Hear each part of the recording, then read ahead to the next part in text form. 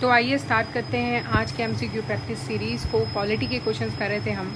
आज का पहला क्वेश्चन है, निम्नलिखित संविधान संशोधन में से कौन सा एक बताता है कि मंत्रिमंडल में कुल मंत्रियों की संख्या प्रधानमंत्री को सम्मिलित करते हुए लोकसभा सदस्यों की कुल संख्या के 15% से अधिक नहीं होनी चाहिए। ठीक है, तो पहले क्या होता था कि एक प्राइम मिनिस्टर चूज़ कर लिया जाता था, उसके बाद में कैबिनेट मिनिस्टर्स बनाए जाते थे, काउंसिल ऑफ मिनिस्टर्स बनाए जाते थे।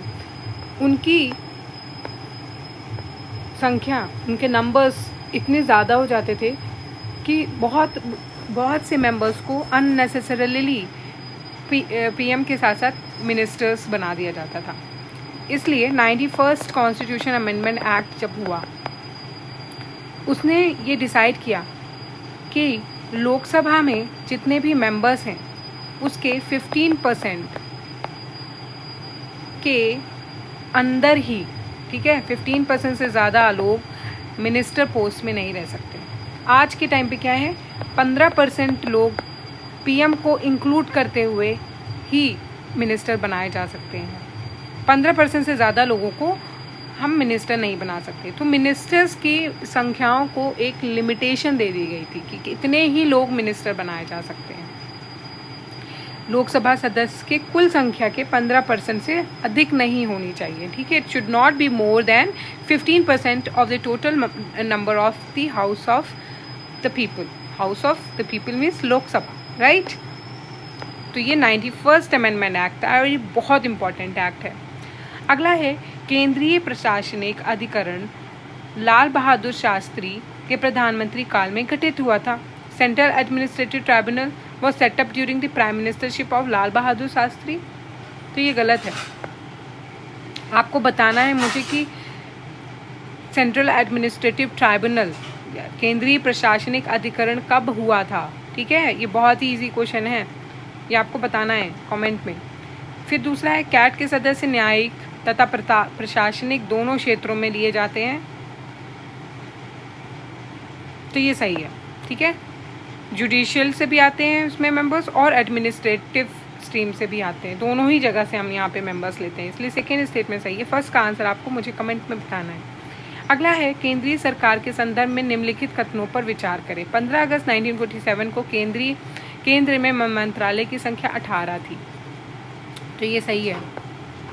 ठीक है, तो पहले 15 अगस्त 1947 में तो 18 मिनिस्ट्रीज थी और इस टाइम कह रहा है 36 है, तो 36 नहीं है, आई गेस 50 प्लस है। ठीक है, तो सेकेंड स्टेटमेंट सही है, गलत है, और फर्स्ट स्टेटमेंट सही है। ठीक है, बस ये आपको ये याद रखना है कि जब 15 अगस्त को हमने यहाँ पे सरकार बनाई थी तब 18 मिनिस्ट्रीज थी। ठीक है, अगला क्वेश्चन है, केंद्रीय सरकार के संदर्भ में निम्नलिखित कथनों पर विचार करना है। तो भारत सरकार के मंत्रालयों विभागों का निर्माण प्रधानमंत्री द्वारा कैबिनेट सचिव की सलाह पर किया जाता है। तो ये गलत है, कैबिनेट सचिव की सलाह पे नहीं किया जाता है, प्राइम मिनिस्टर खुद से डिपार्टमेंट्स बना सकते हैं। ठीक है, दूसरा है, प्रत्येक मंत्री को मंत्रालय राष्ट्रपति द्वारा प्रधानमंत्री की सलाह पर सौंपा जाता है। Each of the ministries is assigned to a minister by the President of India on the advice of Prime Minister. तो ये बात सच है, जब प्राइम मिनिस्टर प्रेसिडेंट को एडवाइस करते हैं मिनिस्ट्रीज के रिगार्डिंग, तब उन्हें मिनिस्ट्रीज असाइन की जाती है। अगला क्वेश्चन है, भारत के संविधान के संदर्भ में निम्नलिखित पर विचार करना है। मौलिक अधिकार, मौलिक कर्तव्य और राज्य की नीति निर्देशक सिद्धांत से रिलेटेड क्वेश्चन है।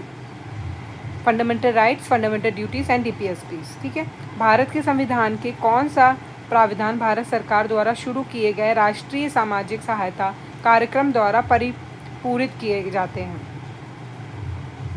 ठीक है, तो इसमें पूछ रहा है कि ऐसे कौन से प्रोविज़न हैं of the Constitution of India that are fulfilled by the National Social Assistance Programme launch by the Government of India. तो वो सिर्फ टीपीएसपी है, राज्य के नीति निर्देशक सिद्धांत। अगला है, भारत के सर्वोच्च न्यायालय कानून अथवा तथ्यों के मामले में भारत के राष्ट्रपति को सलाह देता है। तो इसमें पूछे, Supreme Court of India tender advice to President of India किस मैटर में एडवाइस देता है। पहला है ऑन इट्स ओन इनिशिएटिव, कोई ऐसा अपना स्वयं अपनी पहल पर, तो ऐसा नहीं है। जब प्रेसिडेंट पूछते हैं सिर्फ तब वो एडवाइस देते हैं, सुप्रीम कोर्ट। अगर प्रेसिडेंट ने उनसे कोई सलाह नहीं मांगी है तो सुप्रीम कोर्ट अपने मन से कोई सलाह नहीं देगा, इसलिए फर्स्ट स्टेटमेंट बिल्कुल गलत हो जाता है। और सेकेंड स्टेटमेंट यहाँ पे सही है कि यदि वह सलाह मांगे, यदि प्रेसिडेंट कोई सलाह मांगते हैं तभी सुप्रीम कोर्ट उनको सलाह देंगे, इसलिए सेकेंड स्टेटमेंट सही है। अगला है सिर्फ उन्हीं मामलों में जो नागरिकों के मौलिक अधिकारों से जुड़े, तो ऐसा नहीं है। प्रेसिडेंट किसी भी मामले में कॉन्स्टिट्यूशन के रिगार्डिंग, उसके इंटरप्रिटेशन के रिगार्डिंग, किसी के लॉ की कॉन्स्टिट्यूशनली उसको जानना है कि ये लॉ सही है या गलत है, उसके रिगार्डिंग भी एडवाइस सुप्रीम कोर्ट से ले सकते हैं, इसलिए यहाँ पे सिर्फ स्टेटमेंट 2 सही होगा। विद रेफरेंस टू लोक अदालत, which of the following statement is correct. लोक अदालतों के संबंध में निम्नलिखित में से कौन सा कथन सही है, आपको बताना है। पहला है लोक अदालतों के क्षेत्राधिकार मामले में मुकदमे के पहले ही उनके समाधान का है, न कि मामले के समाधान का जो कि किसी न्यायालय से लंबित है।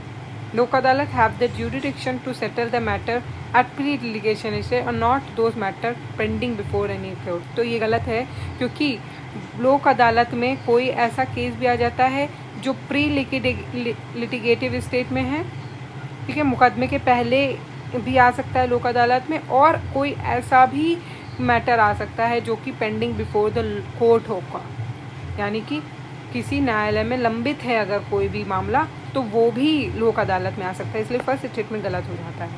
अगला है लोक अदालतों का केवल सिविल मामले में दखल है और आपराधिक मामले में नहीं है, तो ये गलत है, क्योंकि क्रिमिनल मैटर्स को भी लोक अदालत देखता है, इसलिए सेकेंड स्टेटमेंट भी गलत हो जाती है।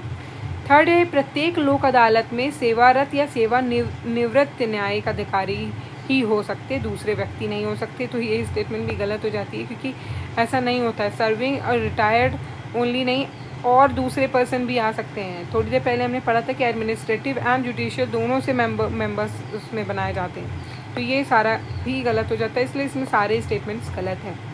अगला है भारत सरकार अधिनियम 1935 में उल्लिखित निर्देशों के दस्तावेज भारत के संविधान में 1950 में किस रूप में समाहित किए गए थे।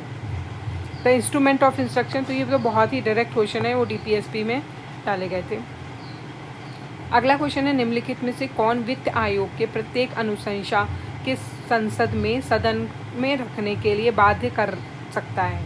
Who of the following shall cause every recommendation made by the Finance Commission to be laid before each House of the Parliament, तो वो प्रेसिडेंट होते हैं, ठीक है, प्रेसिडेंट ही recommendation made by the Finance Commission को हाउस तक पहुंचाते हैं।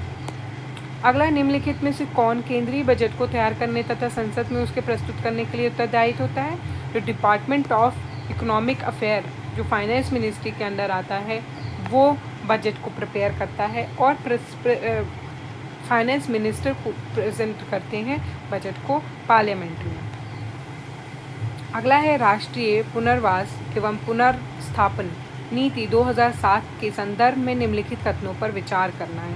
With reference to the National Rehabilitation and Resettlement Policy 2007 consider the following statement. यह नीति उन्हीं व्यक्तियों पर लागू होती है जो कि परियोजनाओं के लिए भूमि अधिग्रहण के लिए प्रभावित होते हैं।